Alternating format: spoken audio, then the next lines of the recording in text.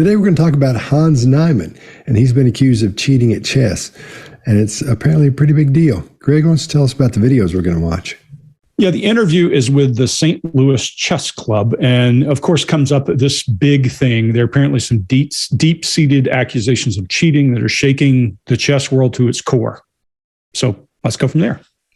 Yeah, and apparently there's almost 105 people who have been really affected by this. Hans Niemann. Hans, seemed like a tough position. You came up with this interesting idea we hadn't seen before with c5. Tell us a little bit about that.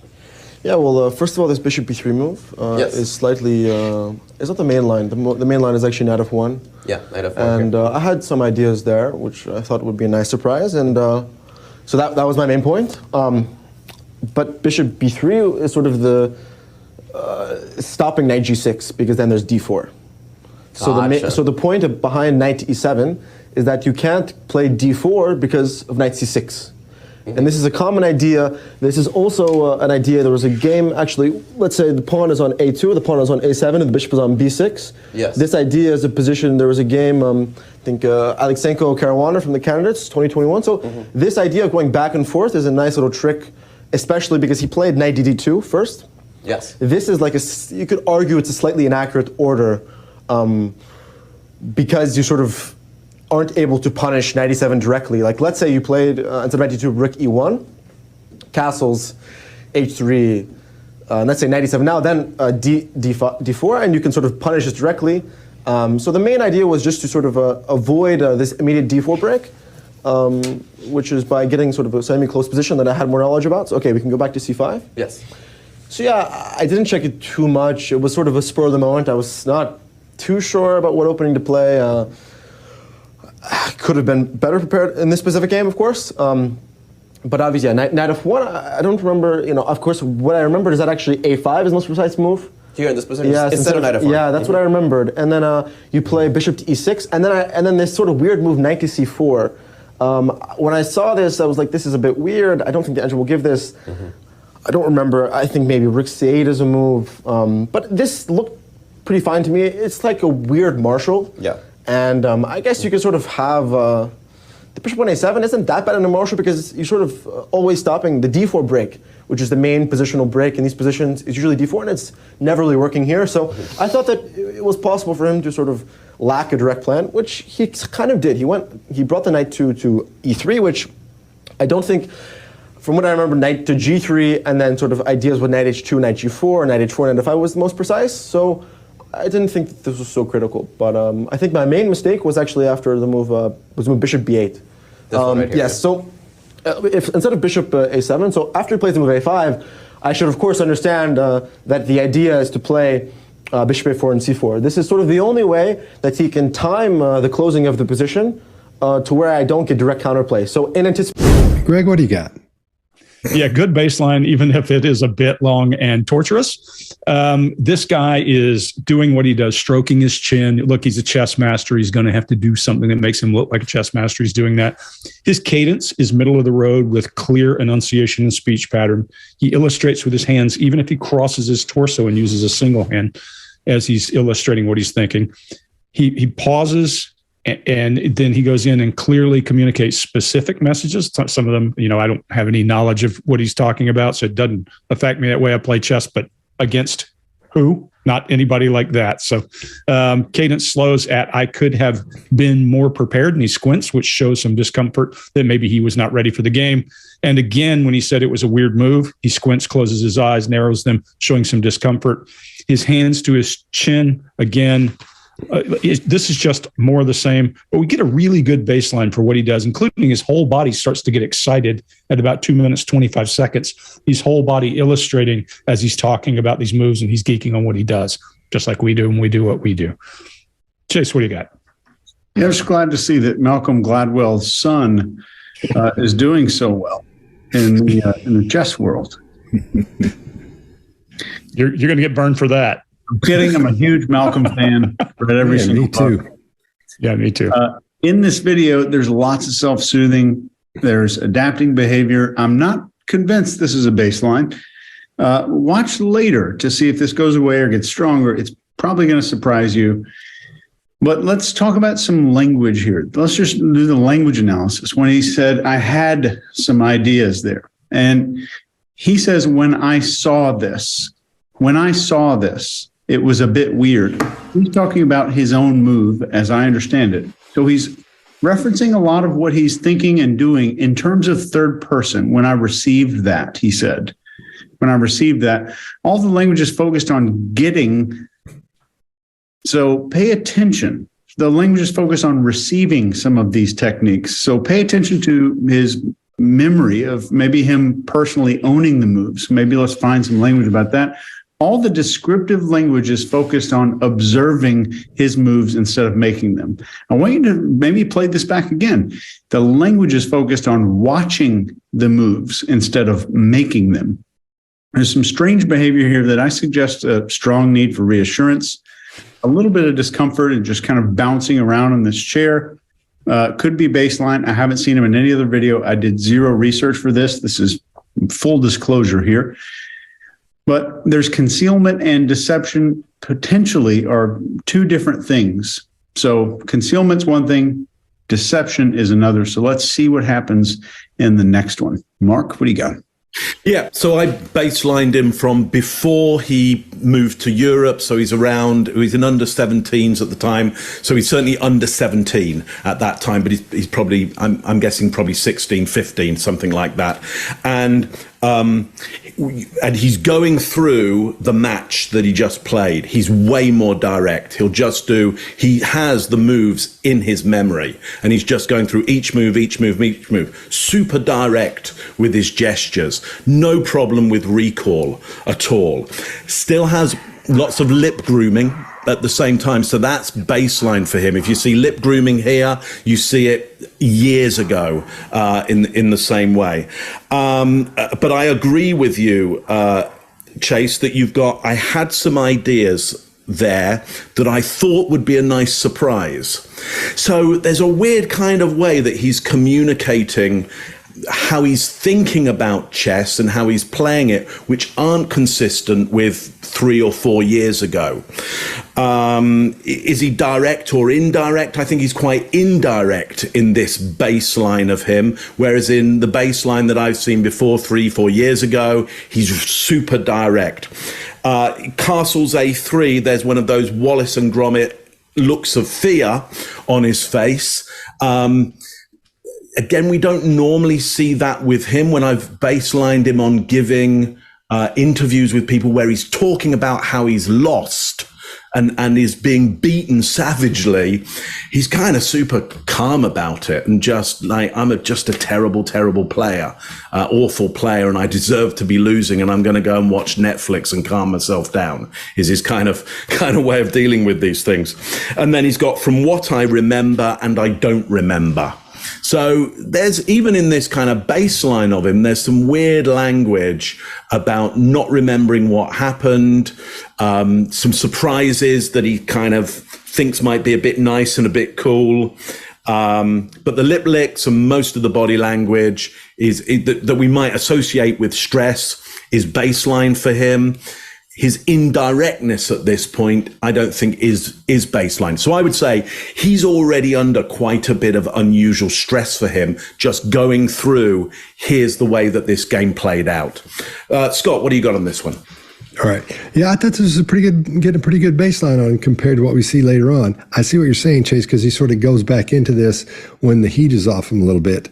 Later on, we'll see that. And this was extra long, so we get a good idea of what he looks like when he's just talking and when he's just explaining things.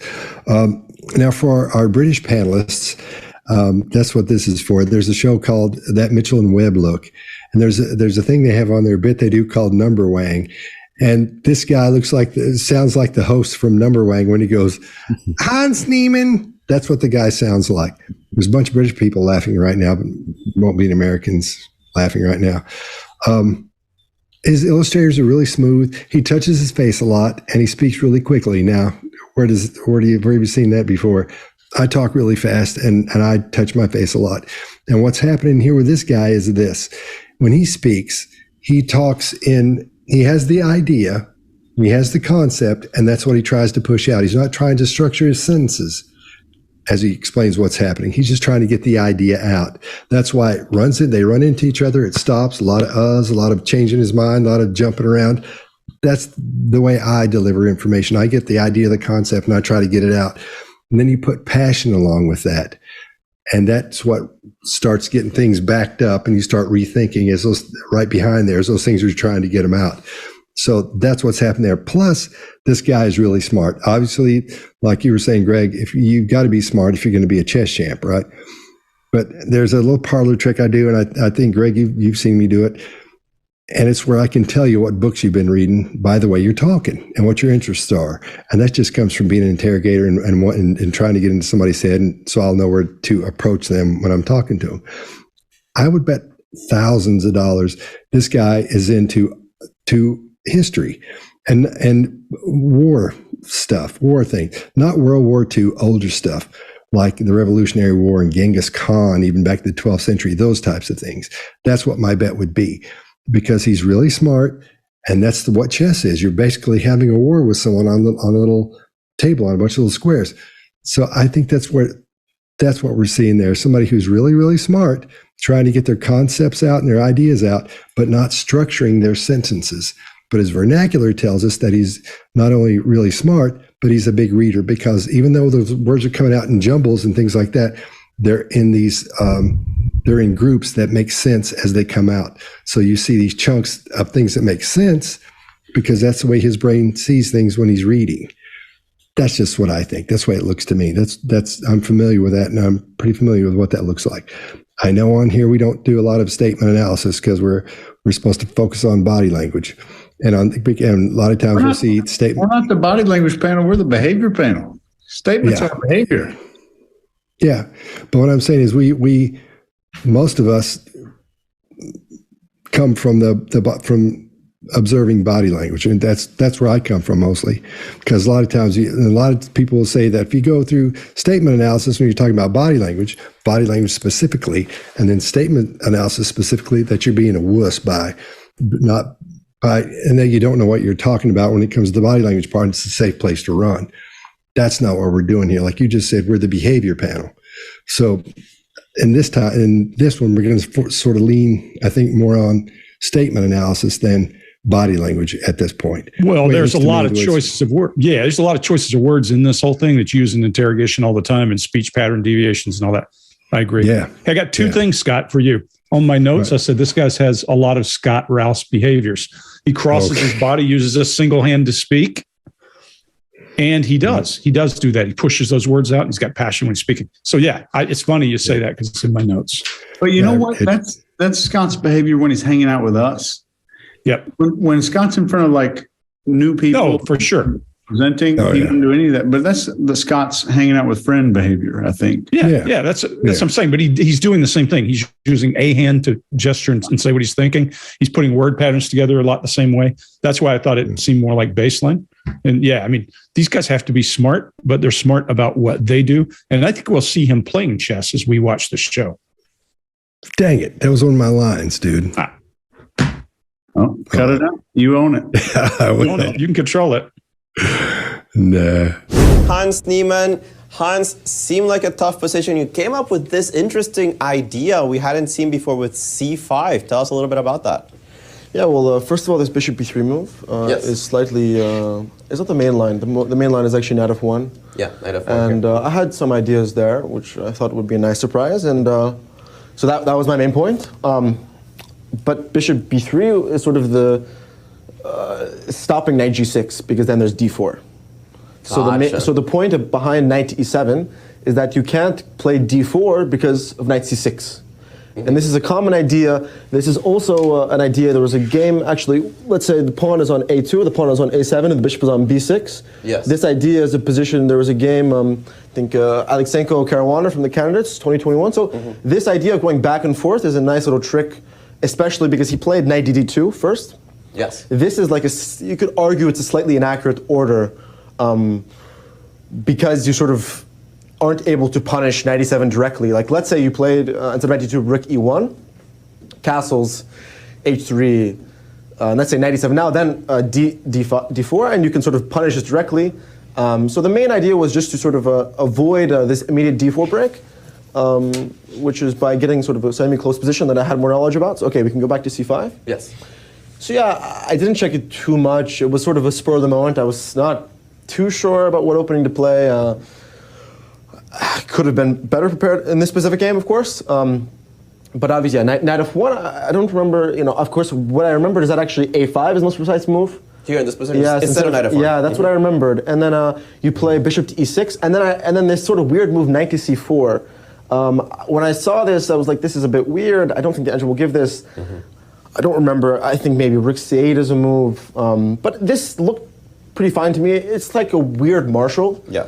And I guess you could sort of have the bishop on a7 isn't that bad in a marshal because you're sort of always stopping the d4 break, which is the main positional break in these positions. It's usually d4, and it's never really working here. So I thought that it was possible for him to sort of lack a direct plan, which he kind of did. He brought the knight to e3, which I don't think, from what I remember, knight to g3, and then sort of ideas with knight h2, knight g4, knight h4, knight f5 was the most precise. So I didn't think that this was so critical. But I think my main mistake was actually after the move bishop b8. This one right here, yes. So if instead of bishop a7, so after he plays the move a5, I should of course understand that the idea is to play bishop a4 and c4. This is sort of the only way that he can time the closing of the position to where I don't get direct counterplay. So in anticipation. Hans Niemann. All right, and well, you didn't collapse and actually got back fully into the game, made an important draw here with the black pieces. Your feeling about the game in general? I think the preparation, first of all, it's decent. It's decent. The black games against these top guys are ridiculous, because they're just, Lenier is just such an esteemed theoretician. So that was slightly intimidating. So the opening, perhaps I think that I'm slightly disappointed that I should have been a bit more familiar with his position, but I think in general he just played quite well, and I think I kept my calm, because if I'm lost after 96, then it was very bad long before that. There wasn't really much maybe there was something I could do, but very, very unpleasant for most of the game. Mark, what do you got? So we get a little wry smile from him about him being intimidated. Again, going back to other interviews, when he's under pressure from a game, when he thinks he's under pressure and he's beat, he gets this little wry smile on his face. There's some kind of sense of humor, sense of balance that he has to have around being against tough opponents. Remember, he's come from not being the best at all to being up against, the grandmaster for the last 10 years.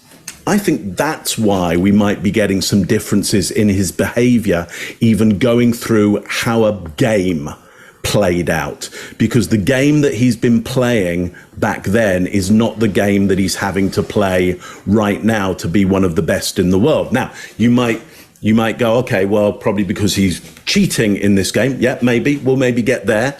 Or maybe he's just got very, very good very quickly. And people don't like that idea that you could improve so dramatically quickly. Both are a possibility in my mind at this point. Very unpleasant, he says, at the end, and kind of threat checks with the interviewer there. Forehead is lowered against that and just checking, where are we going now? I think that's because he knows that the most important question is about to start coming up. These accusations around cheating. I think that's partly why we've got his tension up at the start of this interview, and he's nervous at the start of the interview. He knows what's going to come. And partly I think it's about he's going through a very different game that he's not used to playing. Greg, what do you got on this one? Yeah, not a lot. He's got the data intake pose where he's sitting like this with his brow down. That's a pose he's developed. You can see some of this stuff although he's 19, he's been doing this for a long time. I read today, how many permutations do you think there are in chess? Just wild number. What do you think? 70,000. More permutations in chess moves than there are atoms in the observable universe. 10 to 111 to 10 to 123. the power of 123. So if that gives you an idea of what they're doing, much like what we do, and very different from chess, but in the same way, a person only has so many moves they can make with their face, hands, and body. But reading that and trying to string it together and come to something is it's an art form. And the same thing is true of chess. So Mark, to your point, this guy could have come out of nowhere, sure, because there's that many different moves that could happen. And how does that guy learn? So it's automatic for us to think, okay, there's only so many moves a piece can make, but times what? Times every one of those moves. I also read that the first time a computer ever beat anybody was Kasparov in Deep Blue, and that was in 1996. So it took AI, it took a computer that long to be able to beat because of all those different permutations. So is it possible that he's just out of the blue and winning? Yeah. But there's some interesting stuff here. He does a mouth withdrawal, kind of that, you called it the fear move from Wallace and Gromit, that move, when he talks about the guy's preparation. And it's interesting to me because he does a cast eyes down right when he's talking about a couple of these things with a knitted brow. So he's feeling some, hey, maybe I failed there. But look, this guy's not showing a lot of emotion, not showing a lot of move. And I think part of it's because he came with a message. And we're going to hear that message. He's starting to put the pieces on the board now, to use a chess analogy, so that he can actually cover those. In general, he planned quite well. He's talking about his opponent. He does the eat facial expression, a little bit of disapproval. And there's a confidence shift and a cadence shift. Up till now, he's just rattling along, like you said, Scott. Then he doesn't say, I did okay. He says, I kept my cool. He didn't say I did okay. He didn't say any of those other things. He didn't say I lost, whatever was the key. He changed directions entirely. I think what he's preparing for, I think what we're seeing when he starts to change in talking about chess, is he knows this interview is about to not be about chess. And while he might know every move there is in chess, he's now got to deal with the human part and the out there in the public part. We'll see where that goes. Scott, what do you got? All right. He covers his mouth a lot when he's thinking, which is, we seen that in that first video when he comes through and he's thinking, he's covered his mouth a lot. And he barriers when he's thinking about the problems that he's had. We've seen barrier. This was his illustrator stop, and he gets a barrier is anything you put between you and the other person to help separate yourself from that person, or from the lie, as a lot of people would say. And he completely opens up and relaxes as he's talking about the game, because that's the spot he's most comfortable with in the whole world. That is his world. Chess is his whole world. So that's where he's most relaxed, because he can scooch around there and do anything. We all have subjects outside of behavior that we talk about that we feel completely relaxed in, that the other person, the other three of us, wouldn't know anything about that world. So he's in his world where he feels completely comfortable and really good. When he said maybe there was something I could do, that's one spot where he's not lying. That would be like a little teeny tiny lie, but he does that one shoulder shrug, and the chin goes toward that. And for me personally, never seen anybody being honest about something when that happens. I learned that from Joe Navarro, who first brought that to my attention. We see a hint of nervousness when he's thinking about the upcoming questions. We can see him tighten up a little bit, and his cadence speeds up as he gets more passionate about what he's talking about, and he's starts to lean into it. So let's go back to the first thought processes we were talking about earlier, about how he's pushing out concepts and ideas. That's why he's getting tripped up, I think, as we go along here. All right, Chase, what do you got? I just want to talk about one thing that Mark mentioned here, and this is Mark mentioned something called threat checking. And in the threat checking, you see the heads down and the eyes are kind of looking up to make sure, maybe there's a bad question coming. If you are coming on to make a message about something that's very honest and very pure in your own behavior, and you want to talk about that, would you view it as a threat? Would you want to push it off? Would you be scared about that subject coming up? Right, and you didn't collapse and actually got back fully into the game, made an important draw here with the black pieces. Your feeling about the game in general? I think the preparation, first of all, it's decent. The black games against these top guys are ridiculous, because they're just, Lenier is just such an esteemed theoretician. So that was slightly intimidating. So the opening, perhaps I think that I'm slightly disappointed that I should have been a bit more familiar with his position, but I think in general he just played quite well, and I think kept my calm because if I'm lost after 96, then it was very bad long before that. There wasn't really much maybe there was something I could do, but very, very unpleasant for most of the game. Hans, we got to speak about the elephant in the room. You've asked to have some words. So there's been a lot of things that have been, this social media stuff, and I have a lot of things to say, and I've thought a lot about what I want to say and how I'm going to say it, and I think I can just, maybe I'll forget something, but let's just discuss a few things. So, first of all, my accent, I'm sorry. This is just the first thing. This is just the most funny thing, because if you want me to speak like an American right now, I can't even tell. But for the last 2 years, I have lived in a suitcase, traveling around Europe, playing chess nonstop. I spend so much time working on chess that I simply don't go outside and socialize with people who speak fluent English. This is just one thing I want to talk about. Before I say anything, I have spent the last 2 years not spending any time in America, and even when I'm in America, I don't go outside when I pick up my food. I'm just too busy with chess. So all these things saying that I'm faking an accent and that I'm putting on some facade, that is the most ridiculous thing I've ever said. And if anyone is using my newfound accent to make any conclusions about anything chess related is absolutely insane. Because I don't spend any time in America. I only speak to chess players who have bad English. So you maybe think maybe it's a product of my environment. Okay, maybe that was a bit too. Okay, and then. All right, Greg, what do you got? Yeah, this is a really interesting one because he's starting down his path. Now he's going to put his pieces on the board. My favorite one is that I'm a chess martyr. Well, were you going to be a rugby player, sir? I don't think so. I think this was where you were going. But he makes it out that, look, I've sacrificed all this and that. You can't miss it. I think what he's doing is saying, look, I got this accent. He doesn't really talk about cheating. He goes way down the path to getting away from the cheating thing. He starts off with a cadence that is fluid, and then he goes from he's not touching his chin this time. He's guarding his throat. So the threat is clear. It's there. He can see it. Then he says, later he says, I don't have social media, but then he starts off talking about social media here. He says, I eliminated all my social media. Then later he'll come back up and say, well, social media says this. So we know something is wrong there. His head comes up at like a request for approval at a lot of stuff to say. And he continues to say, I got a lot of things to say, but never really says much.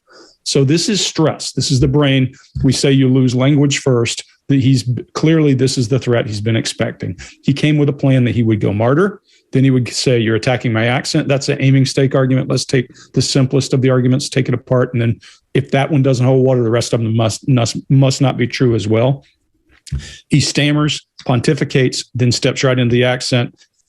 I think that was a chess move for him to be able to chaff and redirect to move into something he knows.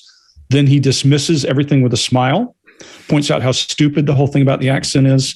Listen to him when he gets to this point where he starts to talk about this accent because he speeds up. His cadence gets rapid. He's got something he wants to say. He wants to get out. He goes into the I've sacrificed. He's emphatic. And he does kind of a self-soothing adapter as he gets into that emphatic.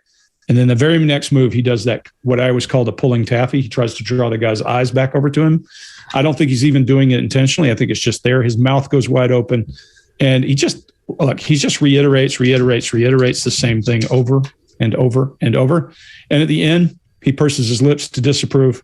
And then he says, using my newfound accent, after he goes through all that part. So look, there's nothing really ground shaking here except for the guy has tried his best to go at the most ridiculous of the things to knock the water out of that one in the beginning so that the rest of them must not hold water if this one won't. Scott, what do you got? All right. After the question, we see him adjust in his chair, and then he puts his hand up to guard his throat. He does that as he smiles because he's going into some territory he's unsure about. His illustrators are, at this point, being used as barriers, I think. It looks like to me anyway. And he's only using them to barrier. I don't know if those two things go together. That's what I've got notes-wise in here. But he smiles uncomfortably as he's trying to recall these things because, again, he's got a lot of things backing up in there he's wanting to cover. He knows the points he wants to cover. He's got the bullet points, but he doesn't have the specifics planned out. And like you were saying, Greg, when he starts talking about it, the accent, his cadence speeds up and he gets a little bit louder, his volume increases, and he smiles a lot more. And his illustrators get really stiff, and that palm gets really stiff as well, and it turns toward his body. Now, there's a lot of talk about when you see someone's palms, does that mean you can trust them or not trust them, that kind of thing. Still, the studies on that hasn't been nailed down yet, as far as I know, unless you guys know something different than me. But I've read things that say yes and things that say no and things that fight it. And it always seems like an argument still at this point.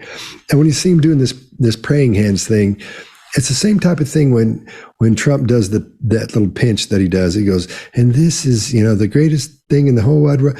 He's making a specific point there. He's when Trump does it, he's pointing out something, he's pinpointing something, and this guy's doing the same thing as he's doing. He makes sure he gets that pinpoint thing across to you. He wants to make sure you get that. Then he starts using his left hand for illustrators, which is kind of odd, I thought, because he went from the right and switched over to the left one.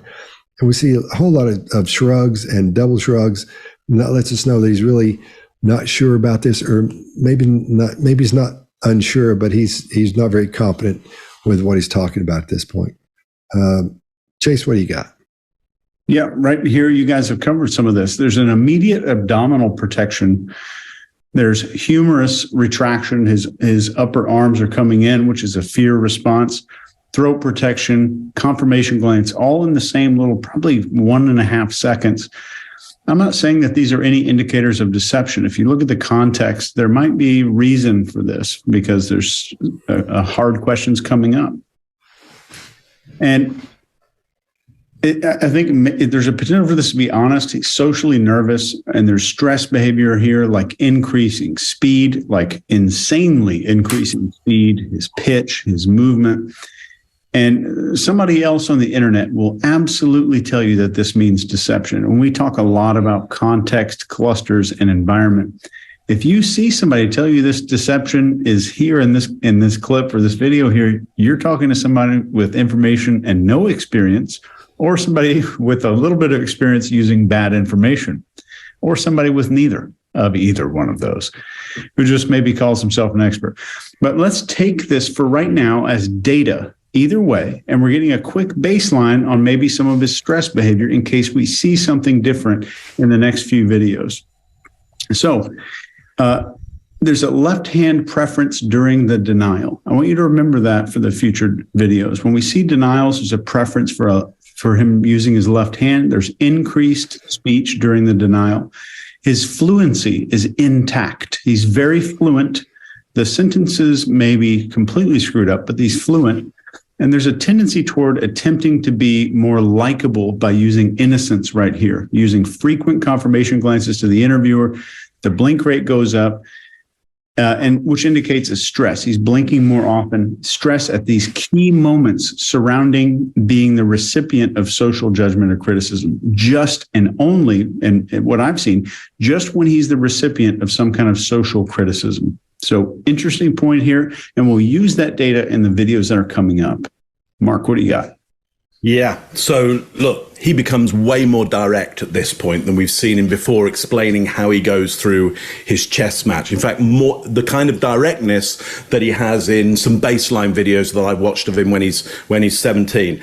So for me, he starts to look quite confident. Now, I know he does this stuff here and some elbow protection. I absolutely get that. And I think you're right, Chase. If you take those things as an indicator of he's under stress and lying, you're probably going down the wrong route, because there's so many factors in here. One of them, that he's being more direct. We get some double shoulder shrugs, not single shoulder shrugs. So he's quite assured of some of the stuff that he's saying. We get him hands together down what I call the wheel plane. So it's like both sides of his mind are coming together on something that he's very assured of and quite direct around. This smiling, which, people will say, you see him smile when he's talking about this. That means he's lying. He smiles when he's under pressure. That's one of the things he does. When he's getting hammered by somebody, he starts to smile. That's in his baseline. Now, I agree Greg, he is kind of going for the straw man argument and dispensing with an easy one for him to dispatch. And so therefore, anything you have further on. But let's look at that straw man argument. Either his mother or his father, I don't know which one, is Danish. For a start, okay? He was educated in the Netherlands, I think from the ages of 7 until 10. In his baseline, when he's talking with his most American accent that I've seen, he says the word structure. So he uses a Netherlands sh sound. And you'll see him doing that throughout. Sure. You know, when you see him talking to this guy, there he is doing an American interview with a guy who speaks like Hans Niemann.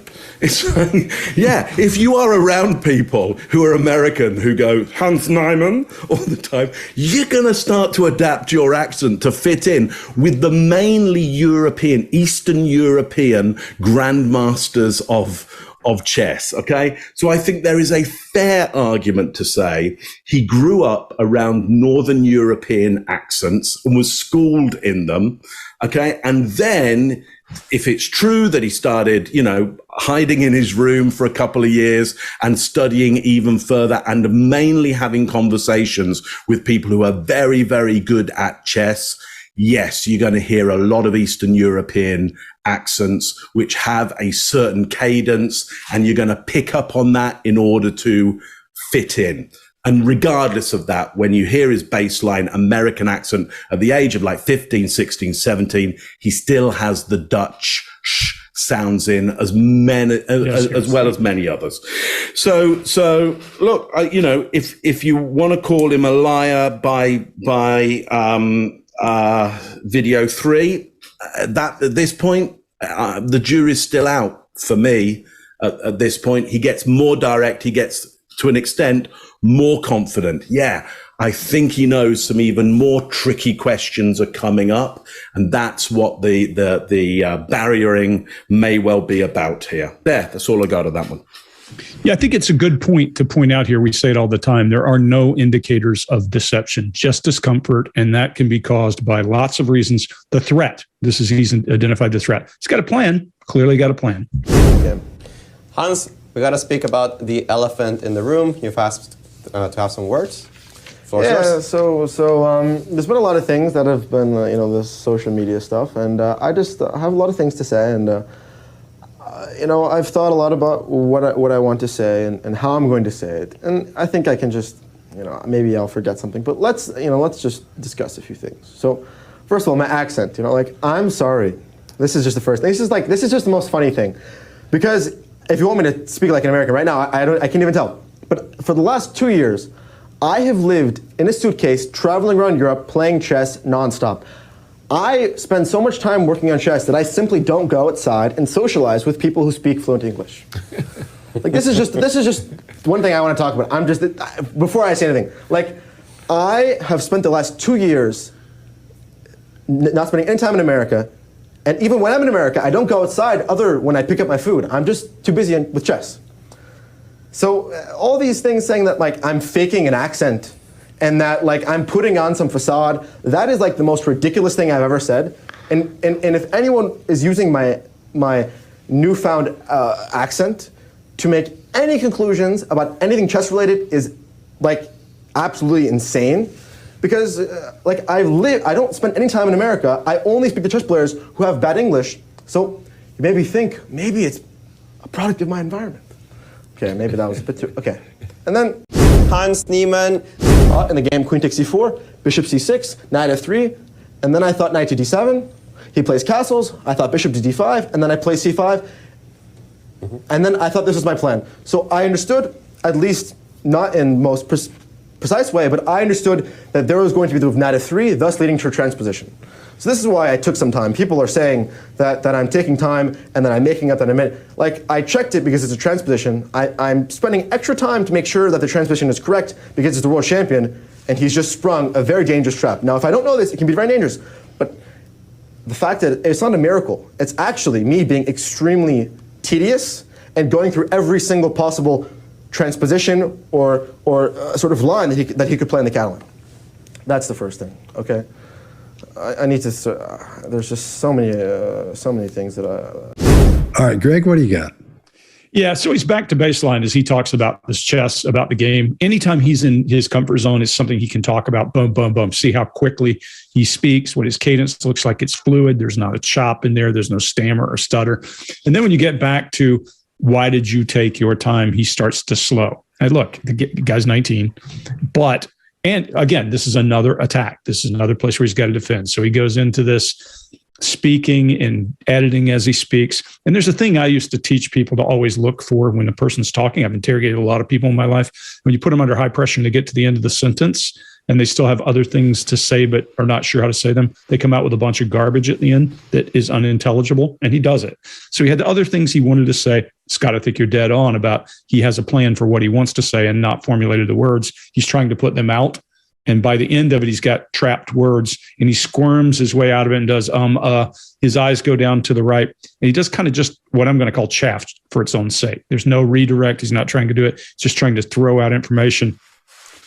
And anytime you see him go into this thing, you'll see when he's feeling concerned, his brow is knitted and he's got his forehead up. So there's something going on in his head around this. I'll also tell you this, look, body language, just like I said earlier about chess, has a handful of moves that you can make, but the permutations are limitless in how a person strings them together. The problem, and it happens to a lot of people at about 2 to 3 years into this game, is you get so much confidence you think you can read somebody's mind because you know a little bit of body language. That ain't it. What we're doing is looking for indicators that make us want to go that next step and ask that next question. I'll often say, if I had control of the conversation, this would be a different outcome, because the real key is knowing when to push, when to put enough pressure, and to ask that next question. I would have said, the hell are you talking about at the end of that little stammering roll he did there, and put a little more pressure on him and then give him an out and say, well, maybe it's not this. But his whole argument that he came to dismantle, that's part of it. It's I didn't cheat. I didn't take time. I didn't do this. The accent, look, of all the things that he's got, that's the easy one. You should have left that one off the table and not brought it up, or let him bring it up and push him on the things that have to do with cheating. Mark, what do you got? Yeah, not only do I think, Greg, like you, that he goes back to his baseline, he goes right back to his baseline of many years ago. This is how he normally goes through a game. That direct, he knows all the moves, and you see the board moving with him. It's super fast like that, very, very clear. But then once he gets to this moment of leading to a transposition, which is an inflection point in the game, we then see a collision of facial gestures run over him. Now, is that because he's a cheat and he didn't know what to do in that transposition and he was waiting for some kind of electronic signal to come in so he knew what to do at that point? Or is it that when you are playing a grandmaster and you never have played at this level and you're about to play a game that maybe this grandmaster hasn't quite seen before because of your kind of neurotype? And I'll say right now, I think he's probably dyslexic. So I think and that's why he has feelings for stuff, and the words are just behind that. He hasn't got the ideas sorted out in his mind. He's got kind of jolts of kind of information that's going on, and he has to somehow bring it forward. And I think because of that, we'll see some of the behaviors that we see later on in this. And because of that, we might see somebody who might be actually quite difficult to play at chess. After a while, once they start to play at that supreme level, they could actually be an adversary. Or maybe they're just a cheat. Don't know yet. Don't quite know yet. But anyway, we get this collision on this moment of transposition because maybe he doesn't know or didn't know at that point exactly what to do, and they did need to work out multiple ramifications of that. He looks down, he swings his head, there's an eyebrow raise at that point. That is all probably congruent with this transition point, not necessarily with a lie being made up. Tedious, we get an eyebrow raise on that for agreement on, look, you can just pause because you're just a tedious person and you're going to work out every ramification at that point. The clock's going to run and you need that moment to work through everything. But I'm in agreement with you, Greg, that I need to, and then there's ... I mean, what? You need to what? What's going on here? Is it that you need to unburden yourself of a lie, or is it you need to tell the public what the truth is? You need to stop this social pressure of being a cheat, because yes, you did do it in the past, but you didn't do it now, and that's unfair. He needs to get something out, and that's what we're going to get to. What is it that he actually needs to get out here? Scott, what do you got on this one? All right. You guys covered a lot. His cadence is really fast and he's loud because his passion is showing through again as he's talking about these things. And the passion turns from passion to nervousness. And we can see that start happening as he starts to tighten up and his words start to clog together even more and more. Then he starts calming down a little bit and starts thinking about what he just said. And as he's going through that, as he's talking, he's still thinking about what he said to see if he needs to check anything to make sure everything's okay. That's when things start to get a little bit iffy. And when he says there are just so many things, this is where it starts to smell to me. This is where it looks like somebody's starting to be deceptive here, not being honest. And I agree with you, Greg, when he gets down to the end there, he's got a lot going on as he's thinking. But at this point, I think he's trying to hide his the deception in all these words, all the things he's saying. He's just got that in the middle. It's like a bunch of, like that fish tornado on that thing on what was the big thing on the Nature Channel? It was all about the world and the ocean. They had a fish tornado. Did you ever see that? Don't recall it. I've heard of rain of frogs. I've never heard of a fish tornado, though. No, it's underwater. It's underwater. It's like this huge fish tornado. Oh, yeah. Where they ball up to stop predators. So like predators sardines or one of those go things, like a exactly. Like millions of them. And then this big old, So he's putting his thing in the middle of that, his deception, and he's covering it with all that stuff because he's starting to head down a road and he knows he's got to go down that road. And that's why it's starting to smell weird. Chase, what do you got? What could I have after all of this? I will say, I think there's a lot of concealment here. Not necessarily a lot of deception, but there's definitely concealment. No specific denial here is made in regards to cheating or misconduct. The statements that are offered, the very specific statement, avoid very specific things. If you go back and listen, so these statements could theoretically stand on their own as being truthful, but they're very much avoidant of certain topics. This denial is not about what we're really doing this video on. This denial looks kind of honest, albeit his baseline is ridiculous so far from a social perspective. That's all I'll say. In the game, queen takes c4, bishop c6, knight f3, and then I thought knight to d7. He plays castles. I thought bishop to d5, and then I play c5. And then I thought this was my plan. So I understood, at least not in most precise way, but I understood that there was going to be the move knight f3, thus leading to a transposition.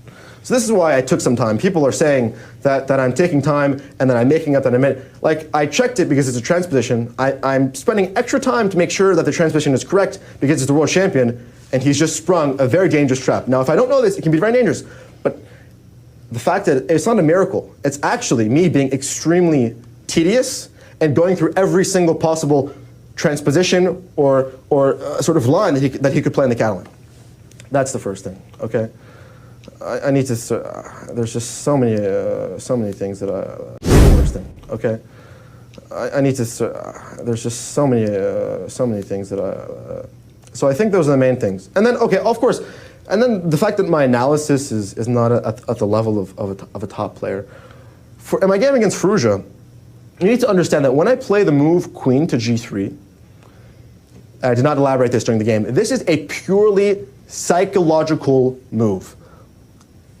If clearly people don't know anything about Ferrugia, his style, how to beat him, the way to beat him is to attack him.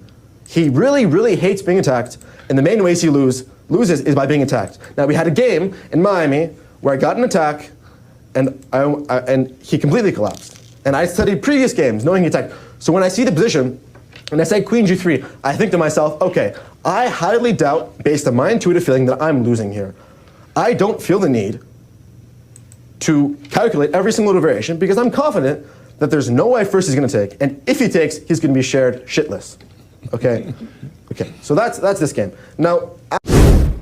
All right, Greg, what do you got? Yeah, I'll keep this one pretty short, but there's some interesting body language. This is him trying to think on the fly, and he runs into a logjam. I mean, he has some idea what he's going to say, but this is one of those things where I think he has an idea, and then he runs up against his body. His body's starting to be uncertain. All of those things we talked about, discomfort. This has nothing to do with an indicator of deception. This has to do with something's going on in his head that's causing him to have second thoughts about something he's saying.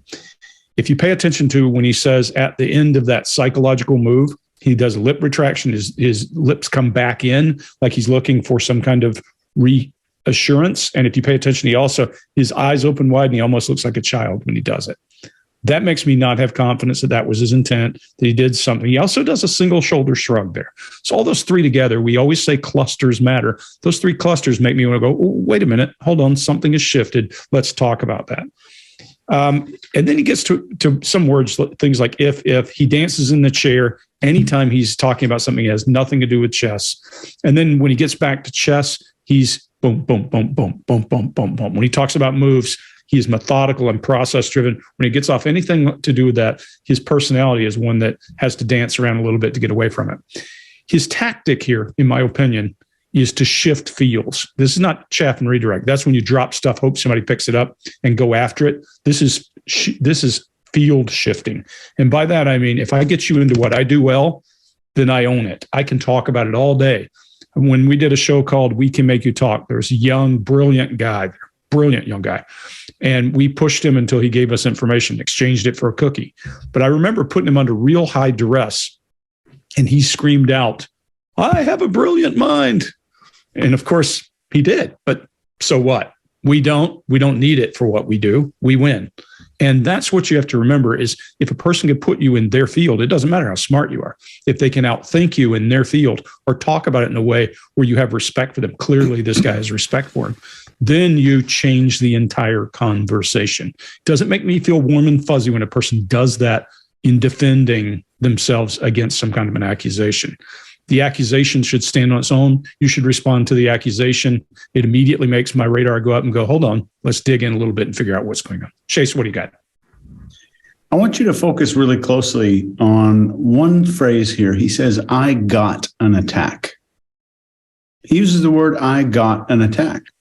Got means to receive something or receive some kind of information, not something that you actually perform. And maybe there's some secret chess terminology here at play that I was unable to find. I actually looked, and I don't think it's normal. The sentence translates to, I received an attack, but he's talking about his own move. So his statements about knowing how to strategically defeat this person are now absent his usual behavior. It's gone. His usual behavior is gone. His explanation about the psychological approach to his choice of movement lacks everything that we saw before. There's a loss of fluency. There's slowed and deliberate language. There's stillness. There's a postural freeze, which is a deviation. There's increased confirmation glances to the interviewer and host right now. Something is definitely up, and we're hoping to maybe uncover that in this video from one of the other panelists or maybe in the next video. Mark, what do you got? Yeah, so he says, his issue here is saying that people say that my analysis isn't good enough and therefore I can't play at this level because I'm just not able to analyze it. And then he brings in this idea of intuitive feeling, which is completely against, I would suggest, the norms of chess. And so this isn't good. This is not good for somebody like, Carlson, who is 10 years older than him, a grandmaster, and Niemann here should be disadvantaged playing black. So you shouldn't be able to play intuitively or have any moments of just, it felt like I should attack and be able to win. It's just not possible to be able to progress that quickly. And that's kind of the argument here. You just can't do that. It's impossible. Because at this point, it's only been insinuated that he's cheating because his opponent has walked out and gone, I won't play him anymore But I won't, but it's not up to me to say he's a cheat. It's up to him to say I can call him a cheat. There seems to be some kind of, gentleman's arrangement around shouting out cheats, which actually a bit later on, Niemann is going to stop, because he's going to call out his opponent as slander, essentially, which is pretty bold in a moment. Anyway, I do. So for me, there's some veracity to the idea of it's just not acceptable to be an intuitive player at this point, and therefore that's people's beef with me. But at the same time, I think you're right, Chase. When he talks about psychological playing, then there is some tongue jut which is outside of his usual baseline of lip licking, and there is a single shoulder shrug around that, as well as all the other things that you've talked about there. Now, does that mean he's lying about his psychological playing? No, it may not. It may be that he's not even sure about what's going on here. You get poker matches all the time that fall to bits because suddenly people start not trusting the math and they start making psychological moves, and top players in the world make terrible mistakes because the game just isn't going how the patterns are meant to go. The gambits aren't the usual patterns. So is it that people are playing outside of a usual pattern here and everybody's getting themselves in a tizzy and getting upset? Or is somebody a cheat? I still don't know at this point. Scott, what do you got on this one? All right, I agree with you. And when, like Greg was saying, you have this world that not a lot of people are familiar with. When you're talking to someone you're bringing into that world on this level that he's in, and you start talking about psychological stuff, you can get your boots out because it's coming really soon. And when he says, you need to understand, like he's telling him he needs to understand, like he knows all these things he doesn't get, and that's his shield up against what he's doing back here. This smells really bad. This is where the shit is right in here. This is where it all starts. And when he says, that scared, what does he say? That scared the shit out of him or whatever. That's when, that's not in his vernacular. He doesn't do that. He doesn't say that. He's taking this down to the lowest common denominator, like I've been doing, to use foul language to connect with this guy. And so that sort of ends it right there. This is where there's a lot going on. And this is where there's a lot going on up in his head, where he thinks he's getting away with something at the same time.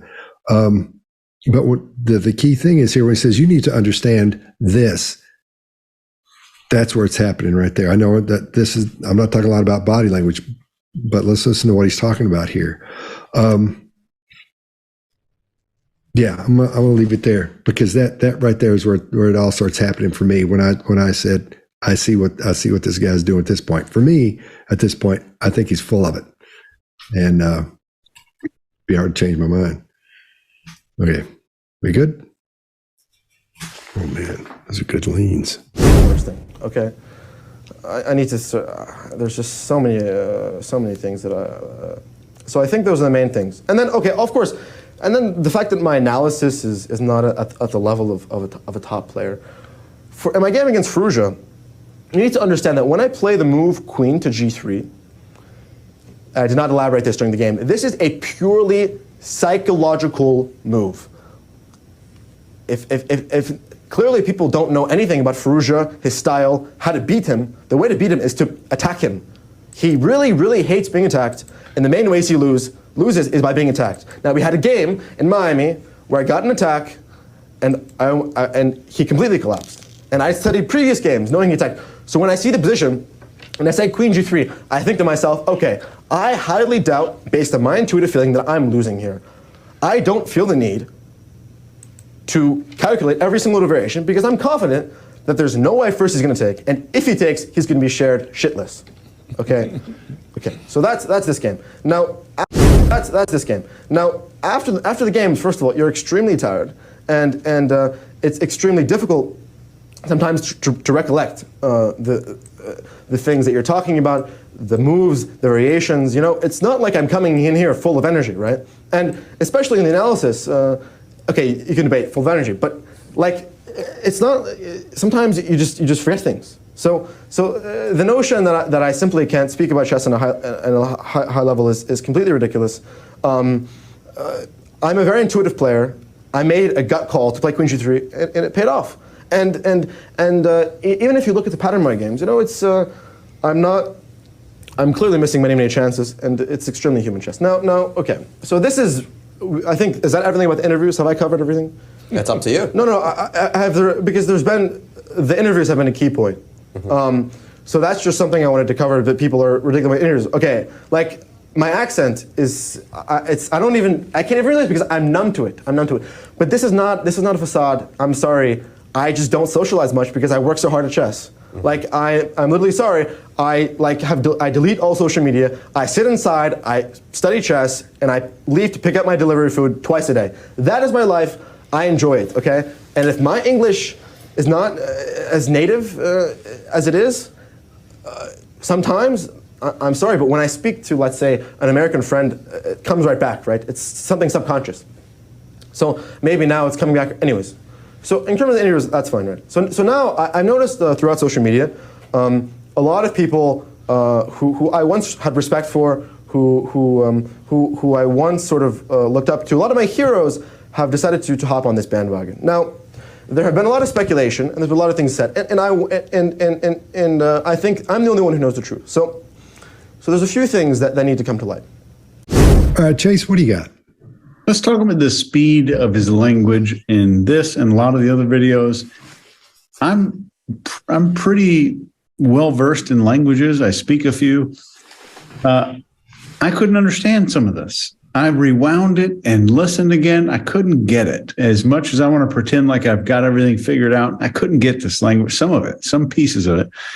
I think sometimes the speed of language is a thought process, and other times it's typically a fear of being interrupted. And I think in his case, it's just rapid processing, and there's stress going on here. And if you have a team and a coach, never use the phrase,